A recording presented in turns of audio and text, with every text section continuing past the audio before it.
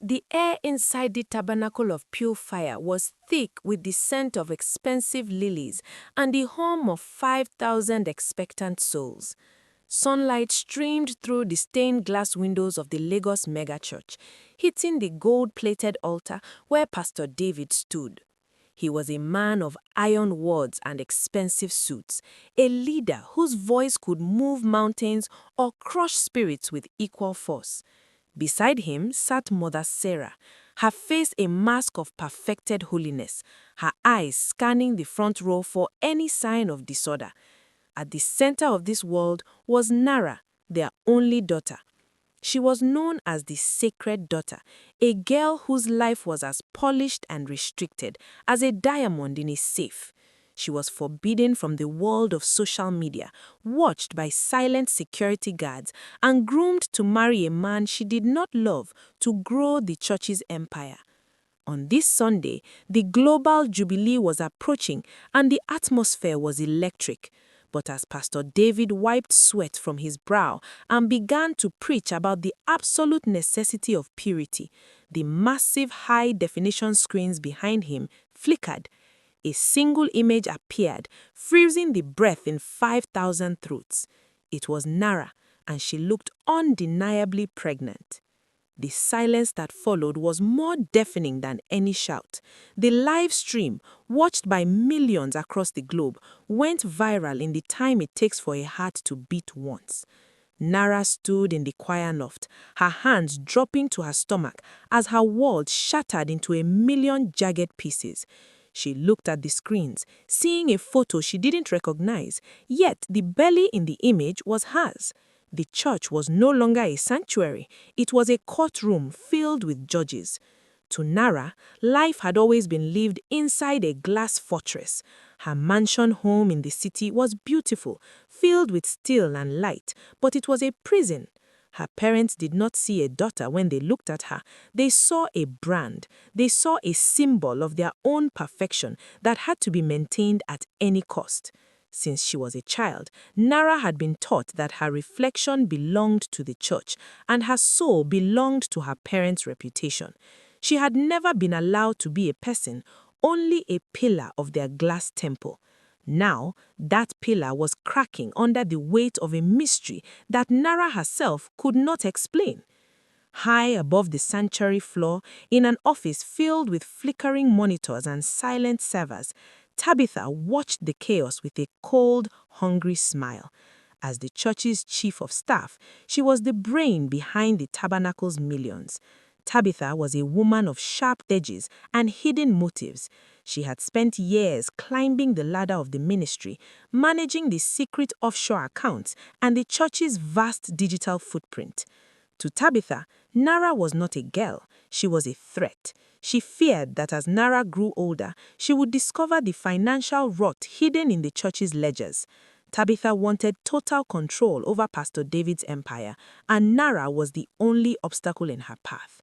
Using high-tech deepfake software and a dark ritual she had learnt in the shadows of the city, Tabitha had carefully crafted the scandal.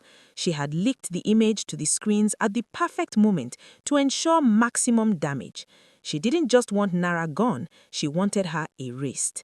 As she adjusted her glasses, she felt the thrill of a predator. She was ready to move the church's assets into her own name while the family burned. But Nara had a secret that Tabitha's technology could not track.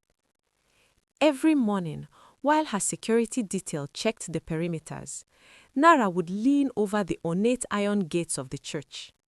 There sat an old homeless man, his skin like wrinkled leather, and his eyes holding the depth of an ancient forest. The guards called him a nuisance and tried to chase him with their batons, but Nara always stopped them.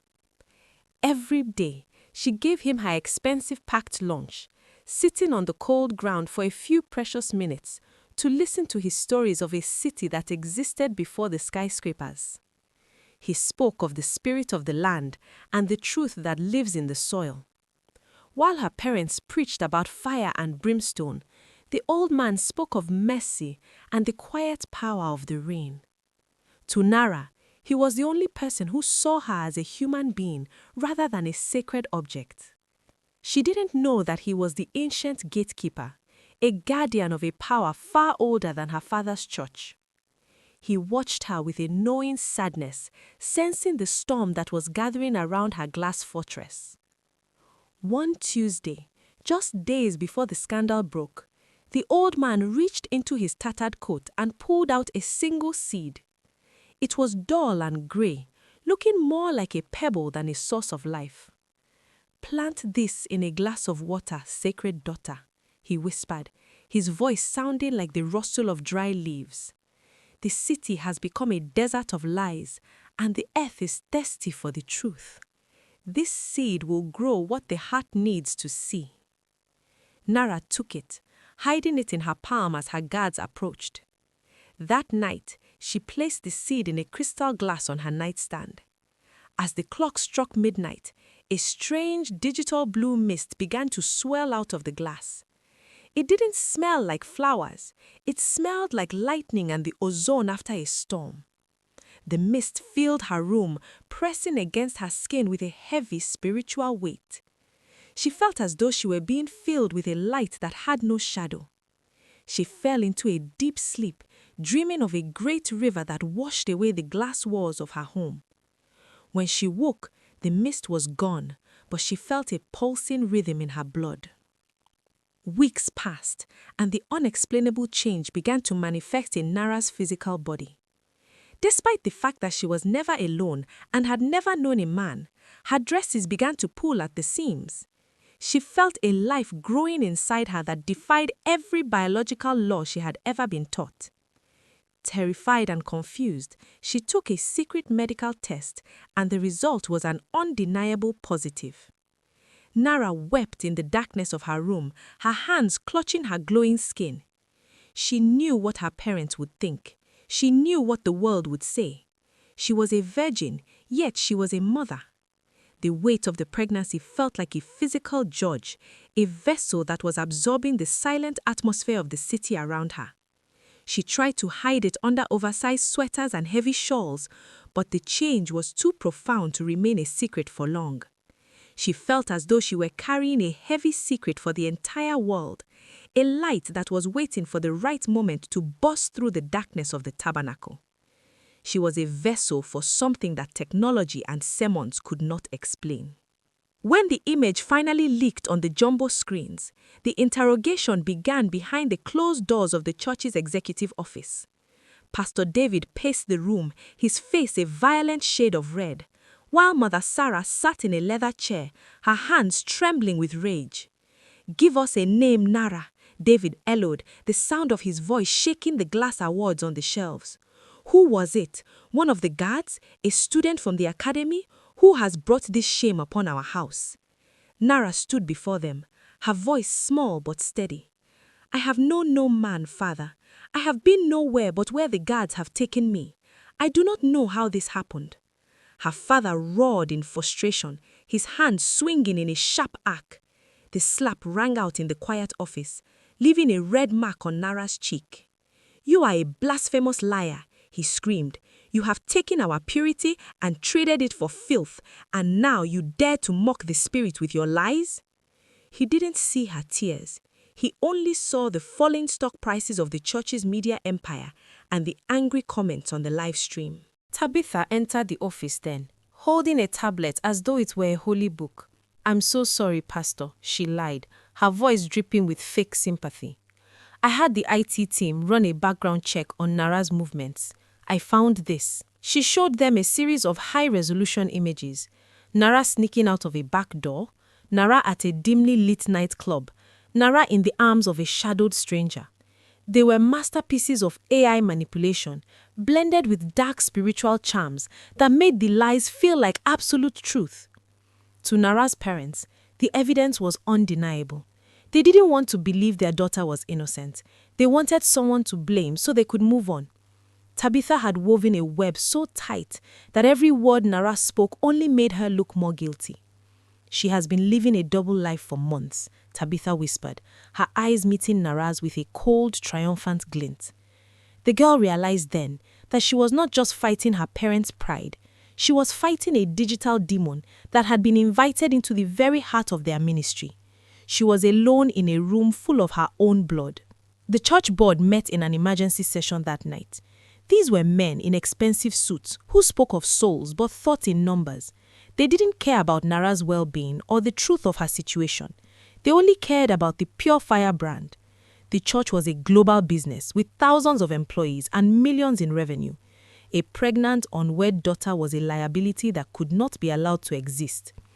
"We have to delete her," the head of the board said, his voice cold and clinical. "If the public sees her, the brand dies. If the brand dies, the funding stops. We must scrub her from the website, remove her photos from the lobby, and send her where the cameras cannot find her." Pastor David and Mother Sarah nodded in agreement, their hearts having turned into stone calculators. They decided that Nara would be deleted from the public eye. They would tell the congregation and the media that Nara had gone on a long-term secret spiritual mission to the remote mountains of Europe. In reality, they were preparing to send her to a place where the world would forget her name. At dawn, a tinted black SUV pulled into the mansion's driveway. Nara was led out by the security team she had once trusted. Her phone was confiscated and her laptop was crushed. She was not allowed to pack her beautiful clothes or her books. She was given a simple rough coat and told to get into the back of the vehicle. Her mother did not hug her goodbye. She only looked at the ground. Her father did not pray for her. He only checked his watch to make sure the vehicle left before the neighbors woke up. Nara was driven for hours, away from the glittering skyscrapers and the busy markets, out to the cold, foggy outskirts of the city. They arrived at a remote manor, a place of grey stone and iron gates that felt like a tomb. It was a rehabilitation home for those who embarrassed the elite. The SUV drove away, leaving Nara standing in the mud of the driveway.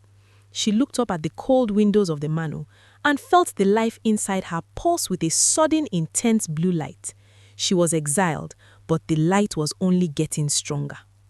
The moment the gates of the manor closed behind Nara, the atmosphere at the Tabernacle of Pure Fire began to rot. It started with the bank accounts. The church's vast wealth began to vanish through inexplicable digital glitches. Transfers failed, and funds disappeared into the ether. The famous Pure Fire flame at the altar, which was fed by expensive gas and lit by high-tech lasers, started to flicker and die. No matter how many engineers the church hired, the flame refused to stay lit. Instead, it began to emit a thick, heavy smell of sulfur that made the congregants choke. The church's luck had vanished. Guest speakers cancelled their appearances, and the media began to ask uncomfortable questions about the church's finances. Tabitha worked frantically to patch the leaks, but every time she fixed one digital hole, two more appeared. It was as if the city itself was rejecting the church. Without Nara's presence, the brand was revealed to be a hollow shell, a house built on sand that was beginning to wash away in a storm of its own making. The fire was dying because the truth had been sent away. In the cold woods surrounding the grey manor, Nara walked alone. She found that the fences could not keep her in. The metal seemed to soften whenever she touched it. One afternoon, she found the old homeless man sitting by a stream. He looked different here. He stood taller, and his tattered coat seemed to be made of shadows and moss. "You are far from the church gates, sacred daughter," he said, his voice echoing through the trees. Nara knelt beside him, her belly now heavy and glowing with a soft rhythmic blue light. "They called me a liar," she whispered. "They sent me here to be forgotten." The old man shook his head. "They did not send you away. They sent the truth away. You are carrying the weight of their secrets now, Nara. The pregnancy is not a child of flesh. It is a vessel of truth. Every lie they tell adds to the light inside you. You are the judge they tried to hide in the woods." He pointed back toward the city. "The fire in the church is dying because you have the heart of it here. The light inside you is waiting for the harvest." As the weeks passed at the manor, the blue glow inside Nara became impossible to ignore. At night, it shone through the stone walls, lighting up the forest like a falling star. She felt a peace that she had never known in her parents' glass mansion. She didn't miss her social status or her expensive things. She only felt a deep, profound connection to the earth and the truth. She began to understand that her pregnancy was a spiritual manifestation. She was absorbing the lies of the congregation, the corruption of the board, and the malice of Tabitha. The light inside her was the collective conscience of the city, focusing into a single point. She spent her days walking through the tall grass, her steps making the asphalt of the manor's driveway crack and sprout tiny blue flowers. She realized that she had never been pure because of her father's rules. She was pure because her heart was open to the mercy of the world. She was no longer the sacred daughter of a megachurch. She was the mother of a new era. The light was almost ready to be born. Back in the city, Tabitha was moving quickly. She realized that Pastor David was losing his grip on the church as the finances failed and the pure fire smelled of rot.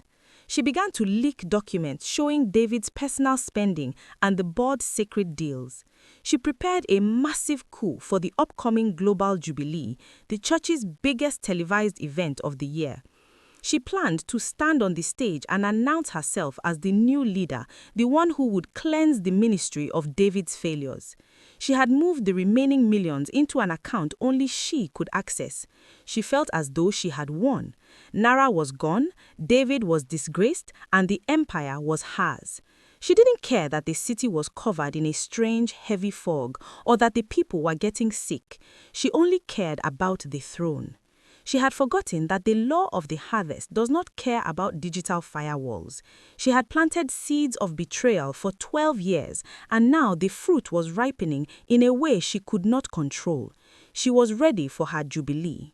A strange fog began to cover the city of Lagos, a thick grey mist that tasted of iron and tears.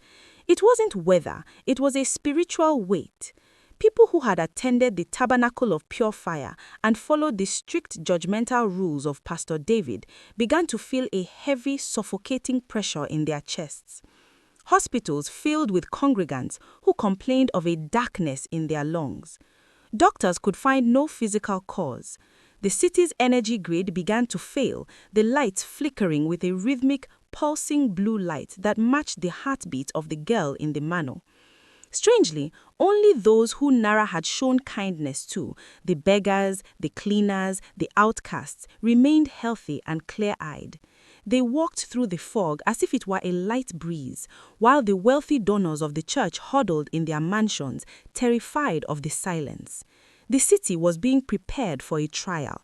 The pure fire had gone out, and the people were waiting for something real to light the way. The atmosphere was a drum skin, stretched tight and waiting for the first strike of the hammer. Mother Sarah could not sleep. Every time she closed her eyes, she was back at the grey manor. She saw Nara standing in a sea of blinding blue light, her arms outstretched. In the dream, the tabernacle of pure fire would burn to the ground, but the fire was not red, it was blue. The glass mansion shattered, and the gold melted into water. She saw herself and David standing in the ashes, their hands empty and their holy robes turned to rags. She woke up screaming, her silk sheets soaked in sweat. She looked at David, who was obsessively checking the church's failing stock prices on his phone. "David, we have to bring her home," she whispered, her voice cracking. "The girl, the light, it's her. We were wrong." David didn't even look up. "She is a mission to Europe, Sarah. The brand is recovering. If we bring her back, the scandal starts over. We have to focus on the Jubilee." Sarah looked at her husband and realized he was a stranger. She began to see the cold stone walls of her own heart for the first time. At the manor, the old man appeared one last time. He stood in the center of a field of blue flowers that had grown overnight. "The Global Jubilee is tonight, Nara," he said. "The city is ready. The harvest is here. You must return to the place where they shamed you." Nara looked at her glowing stomach, the light now so intense it felt like a second sun. How will I get there? They took my keys, my money, and my life. The old man smiled, and for a second he looked like a king of the earth. The truth does not need a vehicle, sacred daughter. The land will carry you. Every lie they told is a path for your feet. Every person you helped is a gate that will open. Walk toward the light of the city, and the city will bow. Nara stood up, feeling a strength that made her blood hum. She didn't feel pregnant with a child anymore. She felt pregnant with the entire future of the city. She turned her back on the manor and began to walk. Every step she took on the road made the city's distant lights flicker in a perfect blue symphony. Mother Sarah could not take the nightmares anymore. In the middle of the night, she stole the keys to David's tinted SUV and drove toward the manor. She wanted to beg for Nara's forgiveness, to hide her away from the Jubilee, to be a mother for once instead of a mother in the Lord. But as she approached the outskirts, she saw something that made her slam on the brakes. Nara was already walking on the highway. She wasn't running, she was gliding with a serene, terrifying power. She was dressed in the simple rough coat of her exile, but she looked more regal than any queen. Every step she took on the black asphalt made the street lights explode in a shower of blue sparks. The fog around her didn't hide her, it turned into a glowing halo. Sarah got out of the car, her knees hit the ground. "Nara," she cried, "I'm sorry. Come back in the car, let's go home." Nara didn't stop. She looked at her mother with eyes of blue fire. "I am going home, mother," she said, her voice sounding like a choir of thousands. "But not to the house of glass. I am going to the house of truth." The night of the Global Jubilee arrived. The tabernacle was packed with 5,000 people, and millions more were tuned in via satellite. The atmosphere was desperate. People wanted a miracle to clear the fog and heal their heavy hearts. Tabitha stood on the stage, dressed in a suit that cost more than a village's harvest. She had her speech ready on the teleprompter. She was going to reveal David's hidden account and take over the church. Pastor David sat in his gold chair, his face grey and hollow. The lasers were ready, the smoke machines were primed, and the cameras were in position. Tabitha stepped to the microphone, her face a mask of false righteousness. "Tonight, we cleanse the fire," she shouted. But as she began to read the first line of her betrayer, the church's sound system began to hum with a low, vibrating frequency. The massive jumbo screens didn't show Tabitha's documents. They began to show a live feed of a girl walking through the city gates. A girl who was glowing with a light that technology could not comprehend. The fog in the city began to pull toward the church like a tide. The heavy gold-plated metal doors of the tabernacle burst open with a sound like a physical blow. The security guards tried to move, but their electronic radios exploded in their hands. Nara entered the sanctuary.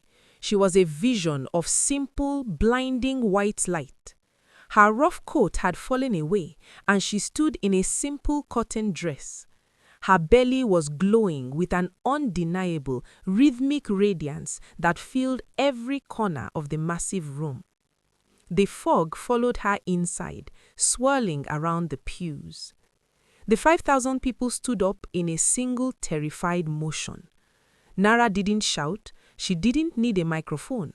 Her presence caused the church's expensive LED floor to crack and turn into soft green grass.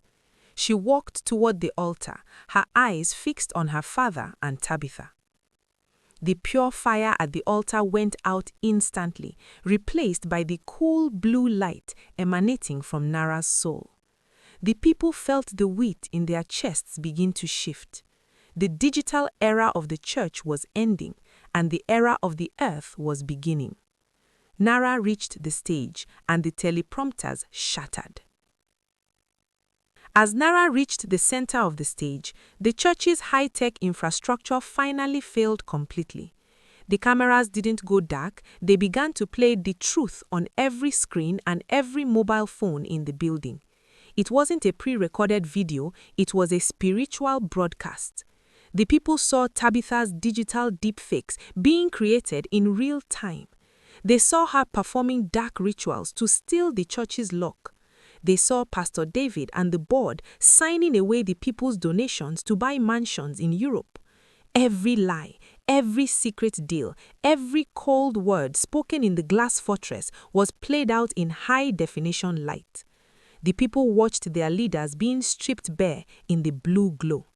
Tabitha tried to scream, to shut down the servers, to run away, but the blue light held her in place.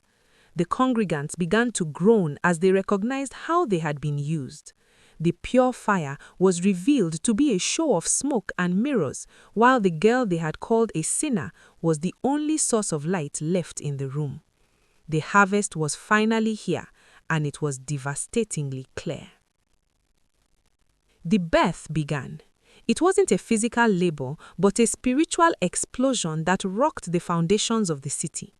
Nara stood at the altar, her arms outstretched. A massive wave of blue light erupted from her, washing over the 5,000 people in the sanctuary and traveling through the satellite wires to the millions watching at home. It was the spirit of truth. As the light touched them, a supernatural phenomenon occurred. People began to confess their hidden sins out loud. In a cacophony of voices, the truth poured out of the congregation. Wealthy donors confessed to theft, pastors confessed to lies, the sick confessed to their bitterness. The heavy weight in their lungs vanished as the truth left their lips. The fog outside the church turned into a gentle, cleansing rain. Nara stood in the center of the storm, her face serene. She was not a mother of a child, but the mother of a revelation. The light had absorbed the darkness and turned it into a mirror. The tabernacle was no longer a business, it was a place where people finally saw themselves as they truly were. Tabitha stood on the stage, her mouth open in a silent scream of rage. As the blue light intensified, a terrifying change began to occur. Because her entire life was built on a lie, the truth was a physical poison to her. Her skin began to turn gray and featureless. She didn't age, she hardened. Her designer suit turned into a rough, salty crust. Before the eyes of the millions watching, the church's chief of staff was transformed into a jagged, life-sized statue of salt and grey stone. Her hand was still reached out toward the gold chair, her face frozen in a hideous expression of greed and shock. She became a permanent fixture on the stage, a featureless gargoyle that could no longer speak or move. The digital demon she had invited in had finally claimed its host. She was a monument to the emptiness of ambition without love. The screens finally went dark, leaving only the soft blue glow of the girl and the grey, silent statue of the liar. The coup was over, and the kingdom had fallen into the hands of the earth. The aftermath was swift. The tabernacle of pure fire was dismantled. The board was arrested, and the wealth was frozen by the state. Pastor David and Mother Sarah were stripped of their mansions and their cars. They were not thrown in prison, but they were left with nothing but the truth. The massive mega-church building was transformed into a public sanctuary, a massive homeless shelter, a free hospital, and a community garden. Pastor David and Sarah were seen months later, dressed in simple clothes, serving soup to the very homeless people they had once ignored. Sarah's eyes were finally clear, and David's voice was no longer a roar, but a gentle whisper. They walked in the garden, their hands in the dirt, finally finding the faith they had only preached about for decades. They were no longer pastors, but they were finally parents. They looked at Nara with a deep, quiet gratitude, knowing that her exile had been their salvation. The glass fortress was gone, replaced by a house of stone and service. They had found their souls in the ruins of their brand. Nara did not become a new celebrity or a new pastor. She remained the guardian of truth, a quiet presence who lived in a small house built where the old manor once stood. She didn't lead a church. She led a movement of mercy that spread through the city like wildfire. She taught the people that holiness was not found in how loud you shout or how much gold you display, but in how much truth you can hold in your heart. The blue mist had vanished, but it left behind a miracle. Everywhere Nara walked and everywhere the blue light had touched, a new kind of flower began to grow. A blue, digital-looking bloom that flourished in the cracks of the city's sidewalks and on the roofs of the poorest slums. It became a symbol of the new Lagos. The story of the strict pastors and the glowing daughter became the city's greatest legend. And whenever someone felt the weight of a lie in their heart, they would look at the blue flowers and remember. The earth never forgets, and the truth will always find a way to be born. What lesson do you take from this story? Tell us in the comments below.